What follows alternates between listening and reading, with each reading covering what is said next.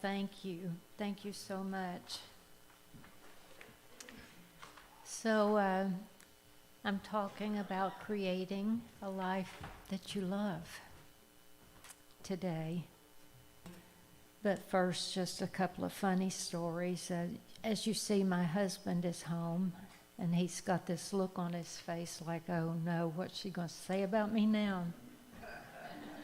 And you saw the little Morris Minor outside, I hope. The little 59 Morris Minor is the sweetest little car.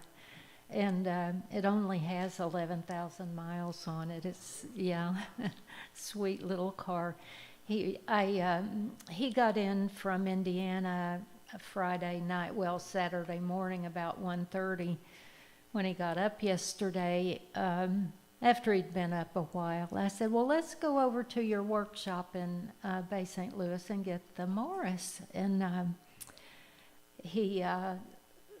he was willing, of course. It had to drag it out from behind every other thing that's in there. And if you've ever been there, you know there's a lot of stuff in there. And he finally got it started. It hadn't been started in a while, and got it out, hosed off the dust, and so I said that I would follow him home. And we stopped at the service station, and he put a couple of gallons of gas in it, I think, about filled it up. But, and that's nice. That's a nice thing about those little cars. But I waited for him very patiently because I wanted to make sure he was in front of me. I thought he was going to go really slowly, and we'd, that I wanted I didn't want him to think that I was impatient or anything. So I waited, and then he took off like crazy, like a crazy man in that car. I had no idea. So I'm sitting there by the side of the road, and by that time 3 or 4 cars had gotten in front of me, and they're just going down 90 just fast as they can go, and I'm looking to see where did he go, looking on the side of the road and everywhere. Well, don't you know, we had gotten all the way over the bridges from the bay and into Pass Christian before I actually caught up with him. And I know that he said he was going to give it a good driving, so, get the kinks out of it. But for heaven's sakes, I didn't know it would go that fast.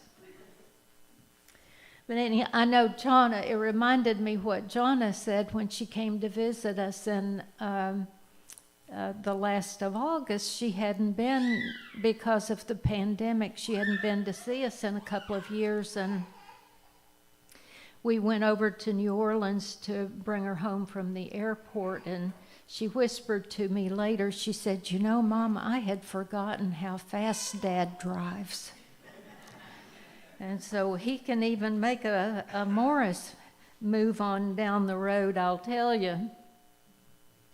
Anyway, we were on the way over there. I called Sherry just to let her know that Dad was home, and we talked and laughed for a while. He was in the car too, and of course my phone was on speaker, and I said, well, we're going over to get the Morris so we can boast about it and at least drive around for a while, that we have an old vehicle too. He has several, but he didn't have them out. Most of his, they don't cruise down the road, they crawl in terms of crawlers.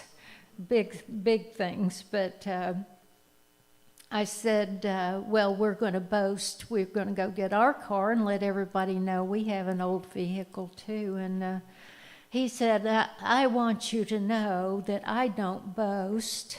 I've been listening on Sunday, and I'm well aware that boasting is of the ego, and I'm of a higher consciousness. And I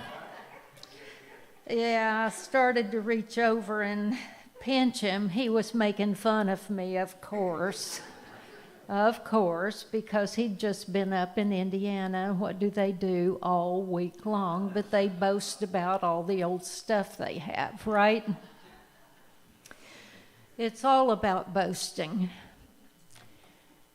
So this morning I'm going to talk just a little bit about how to create a life that you love and how to do that. I was laughing with Steve Janke this morning as he was in his class and saying that, there are so many self-improvement books out there, and now there are so many that there's the new and improved self-improvement books, and you hardly know where to turn, really. When the truth of it is, there are a few basics in life that we need to learn, and we teach all of them here every Sunday, if you'll just listen. And one of the songs this morning, "You are not alone, you are never alone." And if we could remember that, that is one of the key basics. You're not alone. And it seems to me once people can realize they're not alone with this problem. They may feel like they are, but they're not. Once they recognize that there is a higher power, whatever you call it, once you recognize that, and that you're never alone, your life can change right then. Now, another thing is you have to be willing, don't you? You have to be willing. If you have a medical problem, you have to be willing to go to a doctor and actually get it checked out. I have 2 older brothers that have both had strokes, and so that makes me very aware of that particular issue in our family. But you know what? Even if the doctor gives you blood pressure medication, you have to be willing to take it. Did you know that?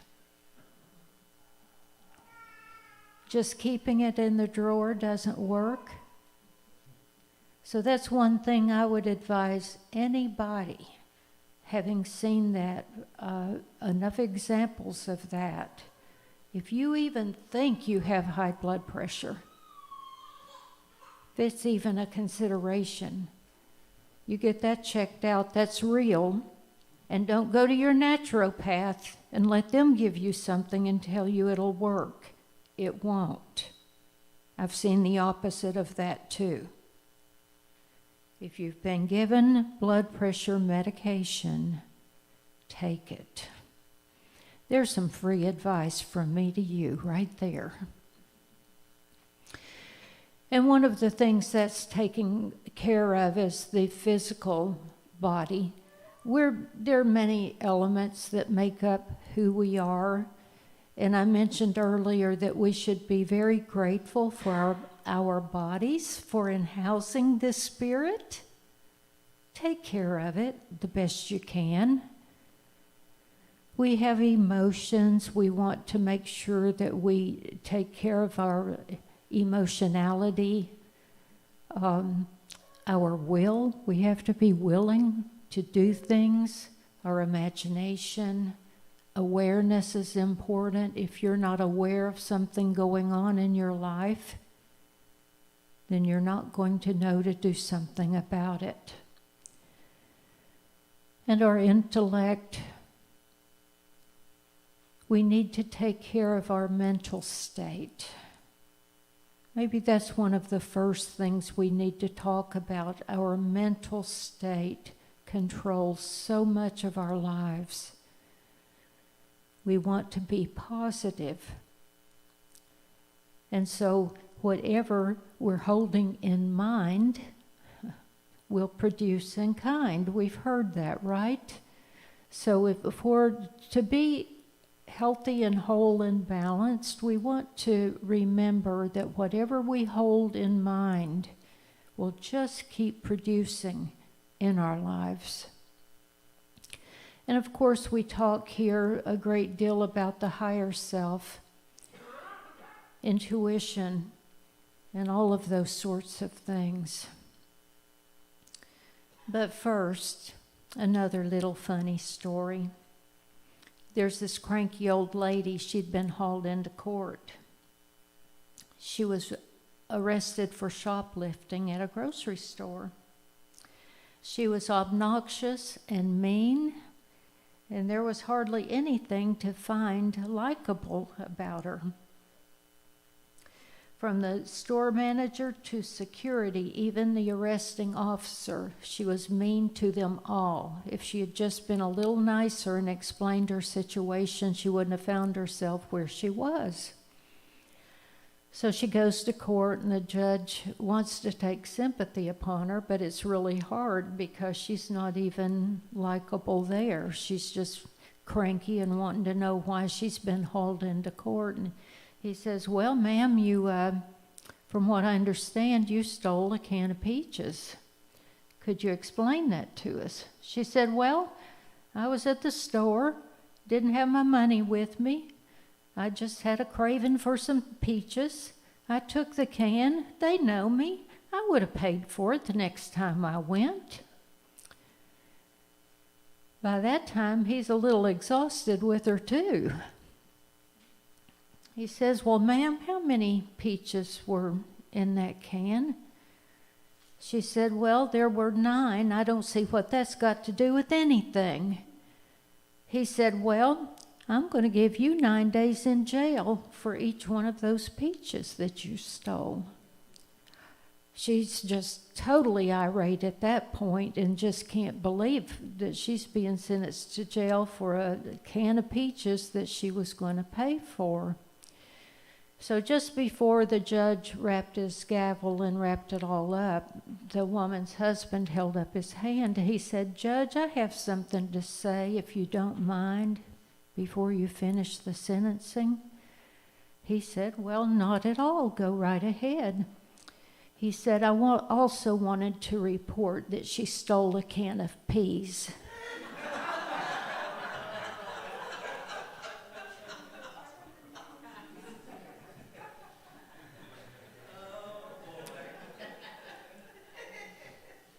No lack of humor there, huh?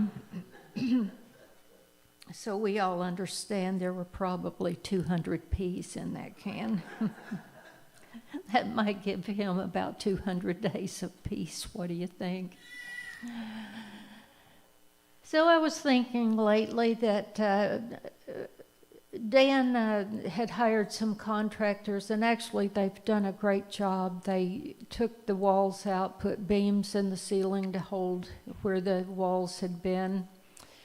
Did a great job, but it was a lot of work. There was a younger man that accompanied them sometimes, and he didn't have much to do. And I asked Dan about it, and Dan's usually on all of them, keeping them all in line. He definitely doesn't like for anybody to be standing around. So if the young man didn't have something that his supervisor had given him to do, he'd give him something to do. But I mentioned it that evening, fully expecting him to be critical of the young man and just say something like, well, he's lazy or something like that, you know. But he surprised me. He said, well, no. He said, truth is, he doesn't know what to do. He has not been trained. So he didn't know what to do. I said, well, you know, that makes a big difference, doesn't it? If you haven't been taught anything, if you taught yourself when you were growing up, you didn't have a responsible parent that taught you a lot of the things you should have learned, didn't have a father that taught you. I remember I have a great nephew that actually lived with my mother and father who were in their 80s. And he loved living with him more than any place else. He chose to live with them instead of his grandmother. And he went out, I think my dad had already passed away at this time, and Joshua went out he had a flat tire on his car, and nobody had ever shown him how to set a jack or change the tires. So If Dan had been around that morning, he certainly would have shown him, but he didn't know. He put the jack and it came up through the back floorboard of the car because he didn't have it on something stable. And the neighbor saw him and said, "Hey, man, let me give you a hand." Very kindly showed him. He was just a young kid. He was 16 or 17, you know. He hadn't been shown, had not been shown. And so the neighbor showed him how to put the jack on someplace that would actually hold the car up. But he didn't know that. And I've thought about that a lot lately. And how many people may have grown up not learning some basic life skills. They just don't know. And if you just don't know, then somebody needs to teach you, don't they? I've run into a few people that have surprised me that they didn't know what to do with a check. Surprised the heck out of me. I grew up learning to write checks. My mother didn't write checks because they paid for everything with cash. But in his older years, my dad got a checking account and paid for things with checks. But of course, you know, people my age, my goodness, we use checkbooks all the time. So to have run into some young people now that don't know what a check is or how to use it, it shocks me. What do you mean you don't know how to deposit that check in your bank? And so what I'm saying here is, in order to take responsibility, 100% responsibility for your life, you need some life skills. And I'm willing to teach a basic life skills class. We'll start anytime you want to. I'll be patient. I'll be kind. If you don't know how to create a budget, if you don't know that you've got more money going out than coming in, and you don't understand that, get in touch with me. I want to talk to you. I'm serious. I'm not being cynical here or sarcastic. I want to help you. Sean's laughing because when she was restarting her liquor store after Katrina, she had to confess to her banker that her minister was her accountant and had created, that reminds me, and created her financial plan for her. We did a pretty good job, didn't we? Yeah, twice. Yeah, we created another one, and we just, and the numbers worked pretty well, didn't they? And you've done a whole lot better with that financial plan than we even projected, and we thought we were reaching for the sky. But seriously, I am serious. If you want to do it on Sunday morning, Steve's not going to have his class anymore after the end of October unless more people attend. Sunday morning, 9 o'clock, once a month after church. You get in touch with me. We can do it on Zoom. We can do it however you want. But there are some basic life skills that are missing, and if you didn't learn them, and it may be how to get along with others, you may not have received that teaching either. Anything, I'm willing to help you with that, because here's the thing, I'm going to admit to something. People don't need to be rescued. But I have a temptation to rescue them. It's just in my DNA. It's who I am. I have a heart as big as this building. and I see somebody that is in trouble, and what's the first thing I'm going to do? I'm going to rescue them. That turns out to be an enabler. Did you know that? The more we rescue people, now I'm not talking about somebody that's down and out and needs a meal or whatever. I'm not talking about that. I still do that. But I am hanging up my badge as the biggest enabler on the Mississippi Gulf Coast. I'm going to stop.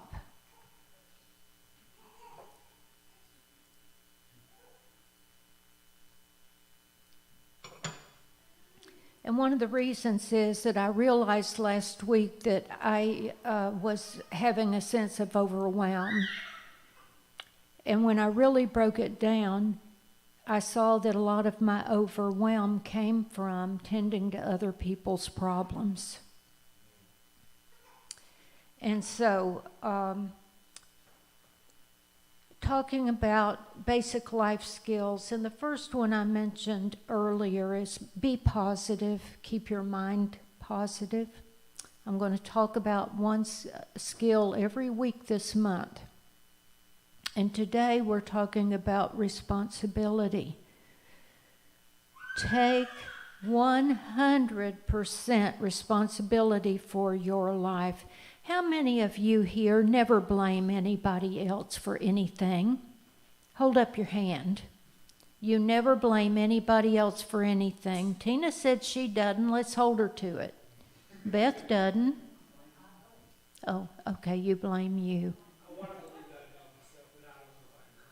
Okay, Matt wants to believe it, but he's not sure he can claim it. Okay. How many of you take 100% responsibility for your life and you don't ever ask anybody to do anything for you that you could do for yourself? Okay, we have a few. Okay, that's good. Keep that up. Because the only way you're going to find fulfillment and create a beautiful life that you love is to take 100% responsibility for yourself. I try to make the enablers in my life Oh, happy. Lewis said he tries to make the enablers in his life happy. Well, that's a good goal to have, Lewis. I'm going to ask Vicki later how happy she is. Okay, now, I want you also to take stock of your life so far. How's it working for you? Pretty good? Okay. Keeping up with your commitments? Okay, that's good. If you make mistakes, are you continually taking the same missteps?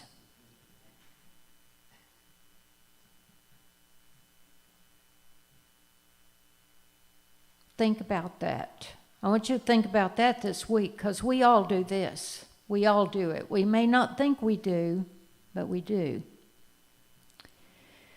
And I want you to start visualizing.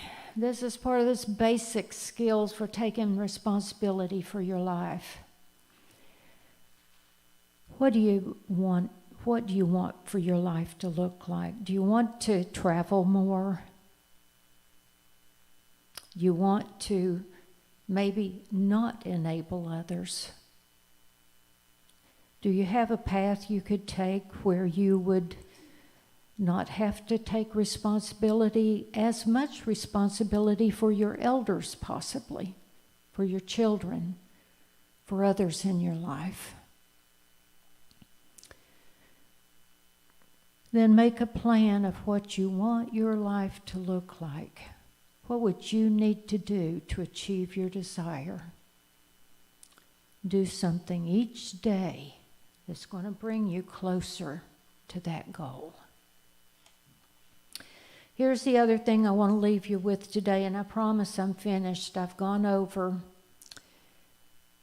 And I want you to think about this. Hitters don't have much of an agenda other than swinging at the good balls. No one blames hitters when the pitcher throws a no-hitter. Pitchers set the pace, outline strategy, initiate instead of react. In reaction mode, you allowed others to decide what happens next. Freed from setting an agenda, but in exchange, you're going to dance when the outside world says dance. You're going to say, I did the best I could with what was thrown at me.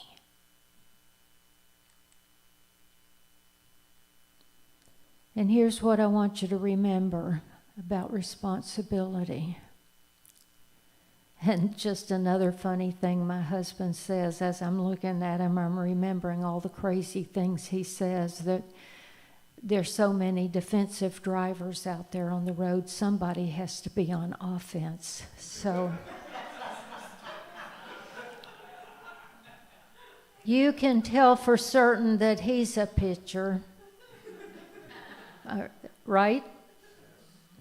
He's the guy with the ball. When you decide to set the agenda for your life, and when you take control over your time and your effort, the responsibility for what happens next belongs only to you.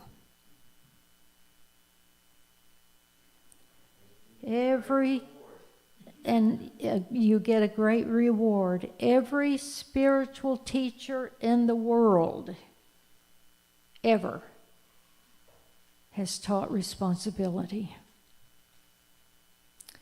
And that's all I want to remind you of today. Is to those of you that held your hand up, I want to commend you for doing that. Those of you that didn't, I want you to keep working at it. Take responsibility. Anybody that wants to take my Basic Life 101 class, you are welcome to attend.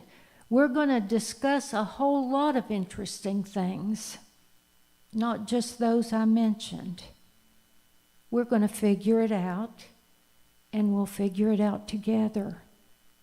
That's what family is for. Now, thank you for your time, and I thank you for being here, even though you could have been cruising on down the coast. See you next Sunday.